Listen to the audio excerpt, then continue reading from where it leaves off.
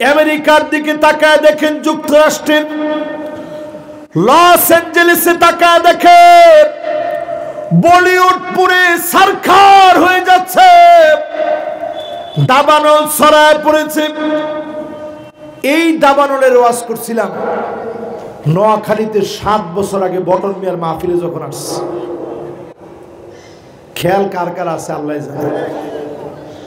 এই যে হাত তুলছে একজন, আর কে কে দেখি, মাশাআল্লাহ। এই লোকগুলোকে আমার নিজের লোক নেই, বাড়িতে নিয়ে আসছি কেন?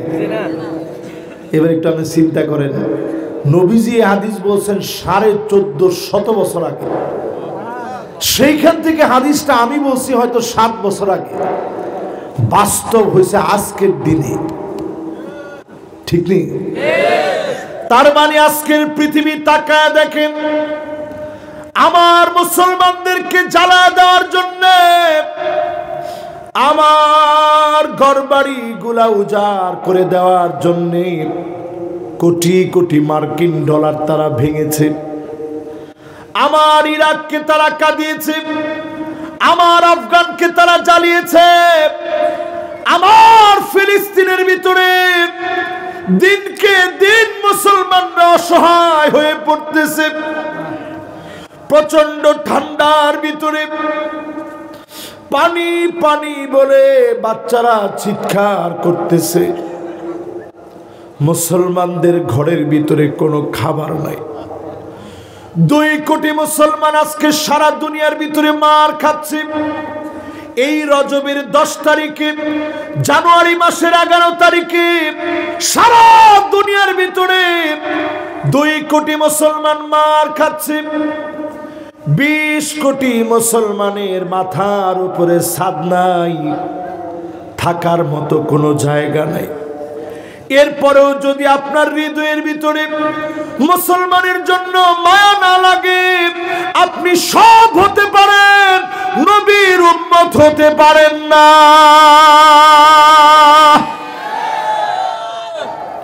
ঠিক কিনা বলেন? এবার একটু বলেন, আমাদের পরিচয় আল্লাহর গোলাম আর নবীর কি? বলেন, আল্লাহর গোলাম, নবীর কি? আল্লাহর গোলাম, নবীর উম্মত যদি আপনি হন, আপনার আমার সম্পর্ক হবে কান্নাহুম বুনিয়ানুম মারসুস,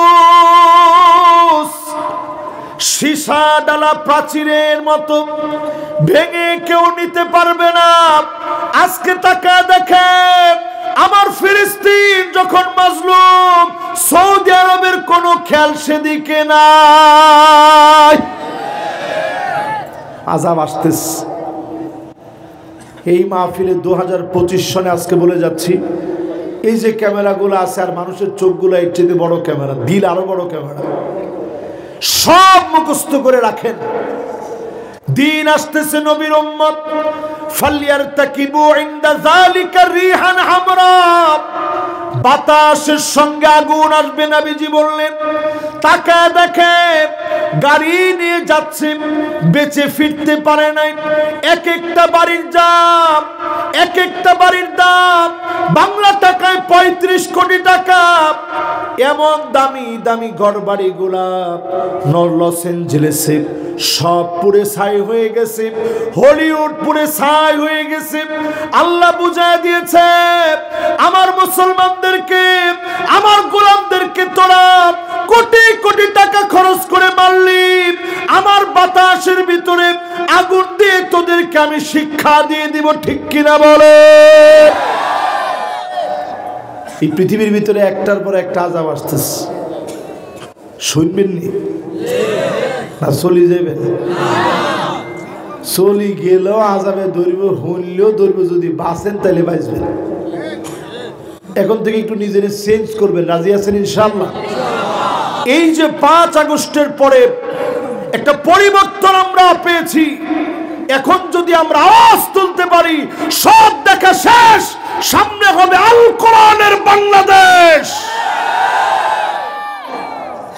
শেষ নেই। এটা কি খালি এমনি কইলেন? সত্যি সত্যি চাননি? অনেকের হিডের মধ্যে ছালাও বান্ধন লাগবে। না না, এত সহজ মনে করিয়েন না। আপনি যদি বেডিগের হক না দেন, অধিকাংশ মহিলা মনে করে যে হুজুরা যদি ক্ষমতায় আসে ইগুনে মনে আমগরে গলা চিবি মারিয়ে দেবে। একজন ভাই আপনার হক মেরে খেতে পারবে না কোরআনের বিধান যদি এস্টাবলিশড হয়। আরেকটু আস্তে কম। আর যেগুলো দিত না সেগুলো চুপ করে রয়েছে, এগুলো ঋণে না এখন, এগুলো এখন কোনো শব্দ টব্দ করেন না, একটা চুপ করে রয়েছে যে হুজুর যত ওয়াজি করেন ইয়ানতেন বেরুম কবরে যাওয়ার আগ পর্যন্ত কিছু নাম টাম লইয়েন না, এরকম নিয়তি করছেন। সব মহিলাদেরকে সম্পদ দেয়, বাজারের সম্পদে মিয়া কে দিছে তোমারে? আল্লাহ। ও আল্লাহ নি দিছে? বাজারের সম্পদে মিয়া দিছে আল্লাহ, আর বনিলে দিছে গাতা ফুসকুনি, যেগুলির ভিতরে ফসল টসল কিছু অন না, ইয়া তোর লই যা নিলে আর না নিলে আইস না। এই যে কথাটা আপনি কইছেন আজকের মাহফিলে পরিষ্কার ভাবে জানেন, লিযাকার মিসলু হাযিল উনসায়াইন, এই নীতি কোরআনের মানা আমাদের জন্য ফরজ করে দেওয়া হয়েছে। শুধুমাত্র সম্পদের বাগনা বোন যদি বলে আমরা দুই বোন, বাপের তুসুক আছে 3টা, তাহলে দুই বোনে পাইব কয়টা? লিযাকার মিসলু হাযিল উনসায়াইন, দুই বোনের সমান পাবে এক ভাই। তাহলে এবার হিসাব করি কোন বোনের ভাইবে কয়টা? আর হেমিয়া কয়টা? এরপরও তোমার মন বলে না কা? তুষক পর্যন্ত ভাগ করে দেওয়া লাগবে যদি চায়, আর যদি পুরাটা মাফ করে দেয়, ভাই তুমি খাও, আমার ভাতিজারা খাক, আমার ভাগিনারা খাক, সবাই খাক, আমার কোনো আপত্তি নেই, পুরাটা যদি দিয়ে দেয় আল্লাহ খুশি হবে। কিন্তু যদি কোনোভাবে আপনি আটকায় রাখেন, আল্লাহর কসম জালেমদের কাতারে আপনাকে দাঁড়ানো লাগবে। এখন আর দেন না যুগ নাই, আগে কইতো অসুবিধা নাই, তোর এনে আই মাঝে মাঝে খাই দিয়ে যাবো বাস দিদি। এখন আর কেউ সহজে দিয়ে না, মামলা পর্যন্ত করতে যায়। এই জমির জন্য এখন মারামারি কাটাকাটি হানাহানি আছে না নাই?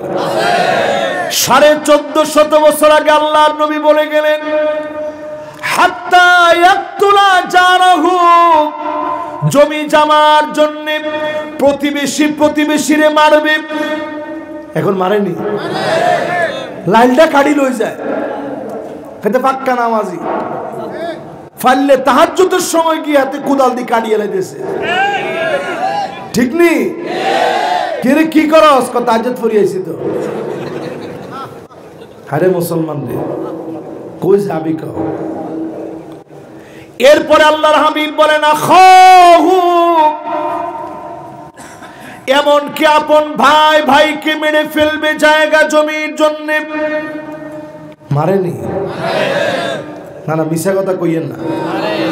এরকম ঘটনা আপনি কোন নোয়াখালী তো হয়নি, সাতখিলে হইছেনি। এই এলাকার নাম কি? ফাওরা। ইয়ানে হয় না? হায় রে হায়, সামান্য জমি জামার জন্য আপন ভাই ভাইয়ের গায়ে হাত তোলে, সব স্নেহ মায়া মমতা আদর্শ সব ভুলে যায়। আবাহু, বাপকে পর্যন্ত হাত তুলে, মায়ের গায়ে হাত তুলে, এই সম্পদের জন্য যারা বাড়াবাড়ি করলেন, মনে রাখবেন এগুলো সব আপনাদেরকে ফিতনার দিকে নিয়ে যাচ্ছে, ঠিক কিনা বলে? নবীর উম্মতের ভিতরে এমন সময় আসবে, নবীজি বলে গেলেন, হাত্তা তুত্তাখাযাল মাসাজিদু তুরুকা, মসজিদ থাকবে, সামনে দিয়ে রাস্তা যাবে, ওই রাস্তা দিয়ে লোকেরা পার হয়ে চলে যাবে, মাগার নামাজ পড়ার জন্য মুসলমান যাবে না। কি ঠিক? ঠিকটা কিয়া? এবার চিন্তা করেন, 100%-এর ভিতরে কয়টা লোক নামাজ পড়ে একটু কত দেখি। নবীজি এর পরে বললেন উম্মতের কি বেহাল দশা হবে, হাত্তা ইয়াবুদাল্লাত ওয়াল উজ্জা, মুসলমানের ছেলে হিন্দুদের পূজার ভিতরে যাবে, পূজা পর্বণে গিয়ে মাথা নত করবে, গান বাজনায় শামিল হবে, এমন মুসলমান সারা বাংলাদেশে থাকলেও ফাওরায় না। কিলে আছে? আসলে আছে, জাননি মাঝে মাঝে। আর আপনি নিজের ঘরের ভিতরে তো এখন প্রতিদিন মিউজিক বাজে, আপনি হিন্দুর ঘরের চিন্তা কতক্ষণে করবেন? অধিকাংশ মুসলমানের ঘরে 2-3 ঘন্টা এখন নন স্টপ মিউজিক চলে, নন স্টপ, কোনো বন্ধ নাই বেটা, ডাইরেক্ট চলতে থাকে। ইউটিউবটা ছাড়ি দেয়, হোলা ইউটিউব ছাড়া ভাত খায় না। ওমা ঠিক এত আসতে নি ঠিক, মহিলারা এখন সুযোগ পাই গেছে। হেতারা একদিকে টিভি সার আর হোলাইরা দিছে মোবাইল, একদিকে হেতি সার টিভি, হোলার হাতে দিছে মোবাইল, চা আর খা। কি খাওয়াইতেছেন? মোবাইল খাওয়াইতেছেন। অধিকাংশ সন্তান এই যুগে খুব মেধাবী হচ্ছে না। আগের মানুষের মেধা বর্তমান মেধার সাথে আপনি হিসাব করে দেখেন, এই যুগে যত মেধাবী হওয়ার কথা ছিল তত বেশি মানুষ এক একজন তত বেশি আসক্ত হয়ে পড়তেছে, ঠিক কিনা বলে? ফোলাফাইন এখন ইছরে পাকা হচ্ছে তাড়াতাড়ি, বালেগ হয়ে যেতেছে তাড়াতাড়ি, 9 বছরে বালেগ, কিন্তু বিয়ে করাই দিয়েছেন দেরিতে।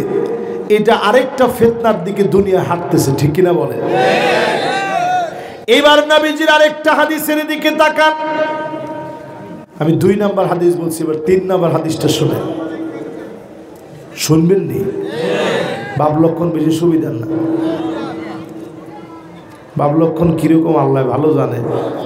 তবে আলহামদুলিল্লাহ, আলহামদুলিল্লাহ কোন মাশাআল্লাহ, যুবকরা তাড়াতাড়ি চলিয়া মাশাআল্লাহ, ইয়ানের হোলাইন ঠিক যেরকম হিরকম। আসি আগে চিন্তা করতেছে যে বমু কোন দিকে, ডান দিকে না বাম দিকে, হিসনে না সামনে, কিরার দোস্তকা কোনায় বইছে। এত চিন্তা না করি যেতে জিয়ানা আইবেন হেতে হিয়ানে বইবেন, ঠিক আছে তো? 2টা হাদিস বলছি, এবার 3য় হাদিসটা মিলা। নবীর উম্মত কোন দিকে দৌড়াইতেছে? শিবরান বিশিবিরিন, এমন সময় আসবে বিগত মুসলিমদেরকে মানবে, এখন ব্লাউজটা পর্যন্ত পরে নায়িকার মতো। ঠিক তো কইছে একজনে, চুল কাটে নায়িকার মতো, ঠিক নেই? বুড়ো প্লাক নায়িকার মতো। এই দিক দিয়ে চেহারা এরকম চিপায় না, বি কাটিং বানায়, বি শেপ। কি শুরু করলি তোরা? পুরো দুনিয়ার ভিতরে আগুন জ্বলে যাচ্ছে। আল্লাহর হাবিব বলছেন এমন সময় আসবে ছেলে মেয়ে হয়ে যাবে, মেয়ে ছেলে হয়ে যাবে। ছেলেরা এখন বুড়ো প্লাক করতেছে, আশ্চর্য কথা। আমি সর্বপ্রথম যখন মিশর গেছি, মানে আমাদের দেশে ফিতনাটা কিন্তু একটু পরে আসে, দেশের মানুষ কিন্তু অনেক ভালো। আমি যখন মিশর গেছি প্রথম সেলুনে গেছি, চুল কাটতাম। চুল কাটার পরে হেমিয়া আমারে কয় সুতা লইস, সুতা লই আরে কয় যে বুড়ো কিন কত কাটি দে। হ্যাঁ, এদের দিকে তাকাই চিন্তা করলাম নাউজুবিল্লাহ মিন যালিক, কয় কি বাংলায়? আমি যে শাহজাহান, আমি কি আলাইসা রাসূল সাল্লাল্লাহু আলাইহি সাল্লাম قال লাআনাল্লাহু নামিসা ওয়াল মুতানাম্মিসা, যেই মহিলা বুড়ো প্লাক করবে, পুরুষ বুড়ো প্লাক করবে, আল্লাহর লানত পড়বে। কেমনে এত সহজ করে তুমি বললাম? তো লোকটা আমারে এই কথা শোনার পরে বলতেছে, ও আনতা শেখ, তুই তো শায়েখ, তোর এই কাম করার দরকার নেই। তার মানে শায়েকরা না করলেও সব মুসলমানরা করতে পারবে নাকি? ছেলেরা, মেয়েরা। যেই বউ প্রতিনিয়ত বুড়ো প্লাক করে, আল্লাহর লানত প্রতিনিয়ত পড়তেছে। এখন দেখবেন শরীরের ভিতরে ট্যাটু, মুরব্বীরা কয় হুজুর এগুলো কি কয় হুজুর, কিচ্ছু তো বুঝতেছি না। ট্যাটু চিনছেন নি? মুরব্বীরা দেখছেন নি জীবনে? সুবহানাল্লাহ, এরা কোন যুগ পার করছে দেখেন। উনারা এমন যুগ পার করেছে ট্যাটু দেখে নাই। আর এখন বললাম ইয়ান একটা ট্যাটু, ইয়ান একটা ট্যাটু, হেতে কয়দিন জিম করার পরে হেতে এনে থাকে, এনে থাকে হেতে। তুই জিম করস বালায় না, জিমের ভিতরে আপনি গিয়ে দেখেন। আমি নিজে তো জিম করছি ছোটবেলায় জিম করছি যে না একটু স্বাস্থ্যটা ঠিক রাখা দরকার। হঠাৎ করে যদি বেশি মোটা হয়ে যেত তো সমস্যা। স্বাস্থ্য সচেতন হওয়া ভালো, কিন্তু জিমের নাম করি তোমার শরীরের কাপড় চোপড় সব খুলি যাবে, এই মার্কা জিমের কোনো স্রোত নাই, ঠিক কিনা বলে? এই জন্য দেখবেন যেগুলো খুব বডি দেখায়, দেখবেন মরার আগে দিয়ে 50 পার হইলে লোলা হয়ে গেছে, হাত ভাঙ্গি গেছে। দুনিয়ার সবচেয়ে বড় বডি বিল্ডার যারা, সবগুলা দেখবেন মরার আগে সিদ্ধি গেছে, বুঝেননি না? আমার আগে হুজুরে ওয়াজ করছি পুরো নোয়াখালী ভাষায়। আমি চিন্তা করছি আমি তো নোয়াখালী ভাষা না পাইলেও অনেকটা পারি। সিদ্ধি গেছে মানে বুঝছেননি, মানে হাতে কাইতুই গেছে না পড়ি গেছে না বেটা, হাতে একেবারে সিদ্ধি গেছে জমিনের লগে, আর সোজা হইতে পারে না। এরকম আছে না নাই? এই জন্য স্বাস্থ্য সচেতন হন মুসলমান। ফজরের নামাজ দিন, নামাজের পরে একটু হাঁটাহাঁটি করেন, আপনাকে আল্লাহ বরকত দিবেন। এই সময়ের বরকত অন্য সময়ে পাওয়া যায় না। এই সময়ে একটু বরকত নেন, এরপরে সামান্য কিছু নাস্তা করেন। আল্লাহর নবী ঘরের মধ্যে গিয়ে স্ত্রীদেরকে বলতেন, প্রাণের স্ত্রী, ঘরের ভিতরে কি কোনো খাবার আছে?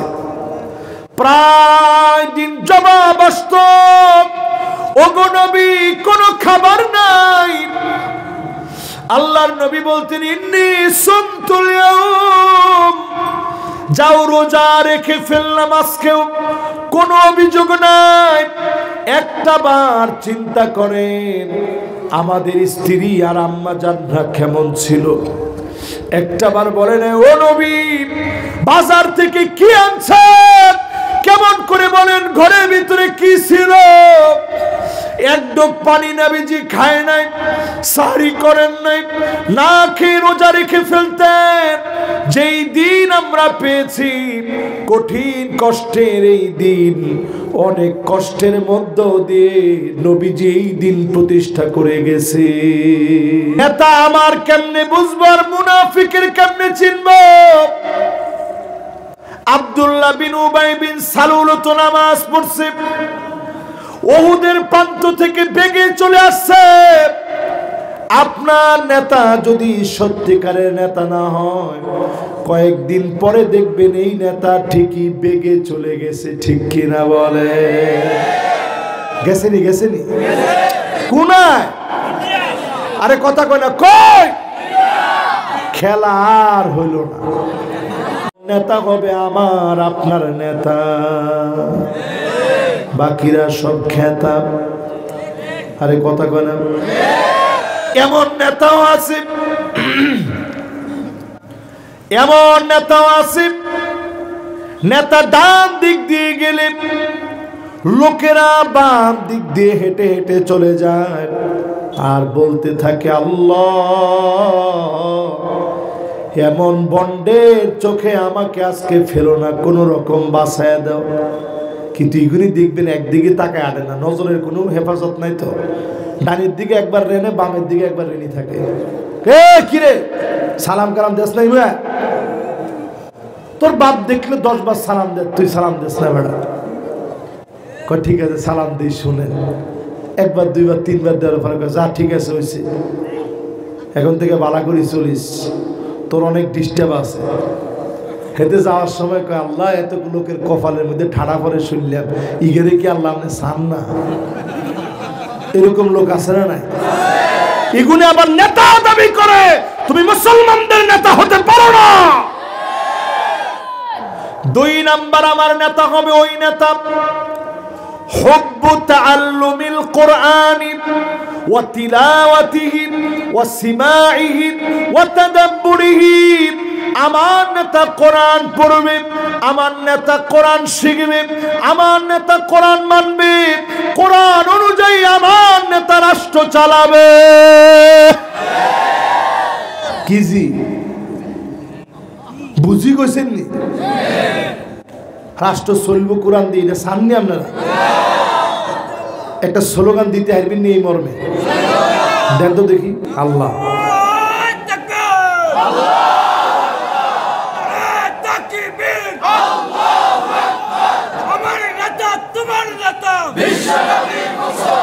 বিশ্বনবী মুস্তাফা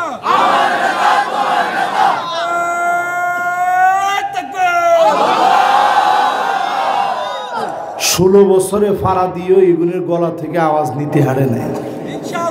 খাইবনি হেতেরা স্লোগান দিত, নেতা তোমার ভয় নাই, একটু পরে গলা ভাঙি গেছে, এটা জিতে গেছে।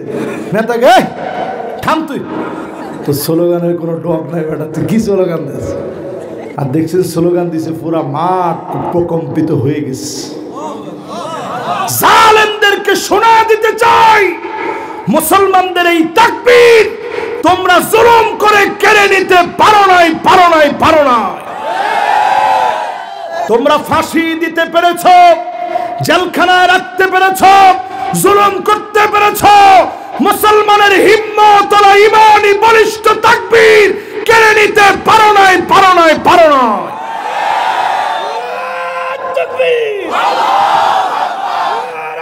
তাকবীর, আল্লাহু আকবার, বিপ্লব, বিপ্লব, ইসলাম, ইসলাম, নারায়ে তাকবীর। মাশাআল্লাহ, ওনারে আবার ধন্যবাদ। আল্লাহ ওনার কণ্ঠের ভিতরে আরো দারাজতা দান করুক, পরে না আমি সামনের দিন কিন্তু এই স্লোগানগুলো কাজে লাগবে ইনশাল্লাহ। কই অন্তত সাথে থাকেন, ফিডাতেন বাঁচবেন ইনশাল্লাহ। কই অন্তত সাথে থাকেন, ফিডাতেন বাঁচবেন। কবি যে হুজুর এত বড় সাহস কোন গেল, ফিডাইব কোন গেল? আমেরিকা ফিডাইতেছে কি? দাবানল, দাবানল দেখার আগে মরে যাবেন মিয়া। কিশোরগঞ্জে ক্ষেতকে ক্ষেত পড়ে গেছে, আমি নিজে ওই জায়গায় আলোচনা করেছি, পুরা উজাড় হয়ে গেছে, কেউ জানে না আগুন কোত্থেকে আসছে। জোরে করে আল্লাহু আকবার।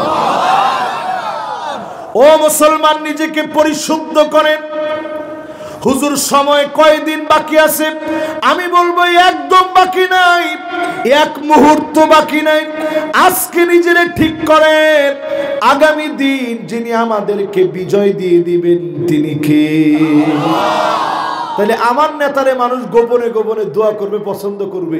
আমার নেতা কোরআন পড়বে, আর অলরাউন্ডার নেতা হেতে কইব বিসমিল্লাহির রাহিম।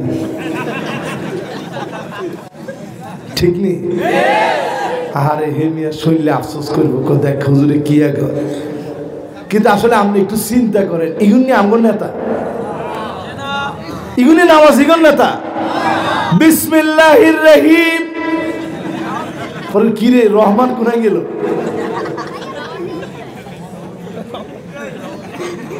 এবার চিন্তা করেন মুসলমান, আমার নেতা কে হবে? ইত্তেবাউস সুন্নাহ। আমার নেতা চোর হবে না, দুর্নীতিবাজ হবে না, চাঁদাবাজ হবে না, দান্দাবাজ হবে না, নবীর সুন্নত নিয়ে চলবে। ঠিক কিনা বলে? অনেকে আবার এটা কইলে করবো, দেখছো তুই হুজুর এখানে কি কইছি? কি কইলাম? বলছি আমার নেতা চোর, দান্দাবাজ, দুর্নীতিবাজ হবে না। আমরা কি দেশটা 5 আগস্টে এতগুলো রক্ত গেছে দুর্নীতিবাজদের জন্য নয়? এই কথার মধ্যে কি কোনো ভেজাল আছে? ভেজাল খুঁজিয়েন না। এরপরে আমার ভাইয়েরা, 4 নম্বরে আমার নেতা হবে কেমন? আমার নেতা হবে ওই লোকেরা, যেই লোকগুলো ইত্তেবাউস সুন্নাহর পরে আল ইবতিলাম, রাজপথে মাঝে মাঝে পরীক্ষা দিবে। কোনদিন এমন আসবে, হাতের ভিতরে হ্যান্ডকাপ লেগে যাবে, পায়ের ভিতরে ডান্ডা বেড়ি পড়াবে, ফাঁসির মঞ্চে নিয়ে যাবে, টেনে হিচড়ে জেলখানায় রাখবে, ঘরের ভিতরে ঘুমাতে পারবে না। এমন পরীক্ষিত নেতা হবে আমাদের নেতা, ঠিক নেই?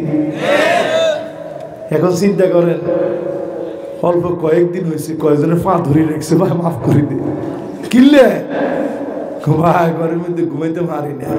হে মেয়েরা ঘরে ঘুমাইতে পারে না 16 বছর, কথা কয় না তো, 16 বছর ঘুমাতে পারে নাই। কারো পা ধরে কি বসে থাকে না, ভাই মাফ করে দেন, এগুলোর কাম নাই বেড়া।